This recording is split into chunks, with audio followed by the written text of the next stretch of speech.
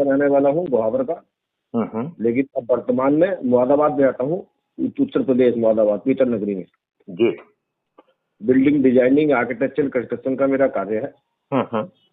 और मैं बाल्यकाल से स्वयंसेवक हूँ।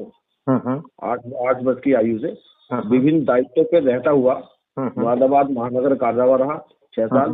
उसके बाद विभाग का संपर्क प्रमुख रहा, 3 जिलों का संपर्क प्रमुख। अब वर्तमान में मैं नौरपुर विधानसभा से अपना प्रयास कर रहा हूँ। वो तो एक अलग विषय है, लेकिन आपके जो विचार हैं, जिस उद्देश्य को लेकर आप चले हैं, ऐसे ही विचार मैं भी रखता हूँ। लेकिन आप क्योंकि विभिन्न आपने बड़े उच्च पद पर कार्य किया है, तो आपको नॉलेज से हमसे ज्यादा है। देखो, एक बात, अपना नाम फिर से बताएं। कवीश राणा। राणा तो समझ में आया, नाम फिर से बताएं। कवीश, कबीर ना? कवीश है, कवीश, ओके।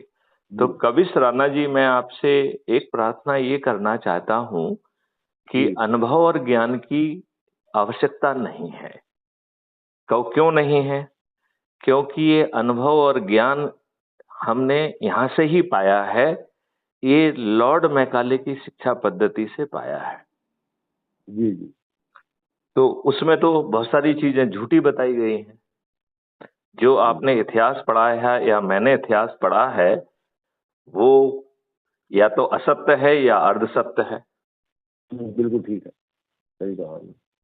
तो यदि हम दुष्ट व्यवस्था में 77 साल रहकर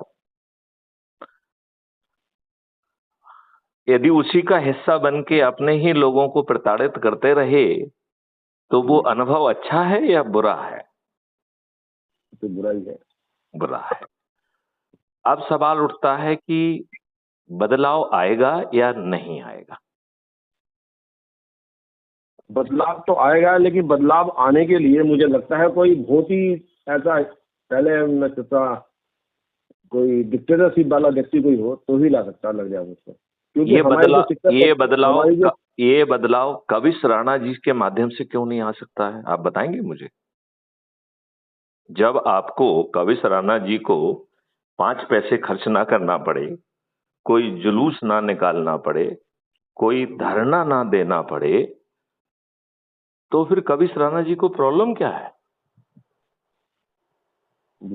बात समझ रहे ना? यदि मैथिली शरण गुप्त कवीश राणा जी से कहें कि भैया आपके 5 पैसे नहीं लगेंगे, आपको कोई जुलूस नहीं निकालना है,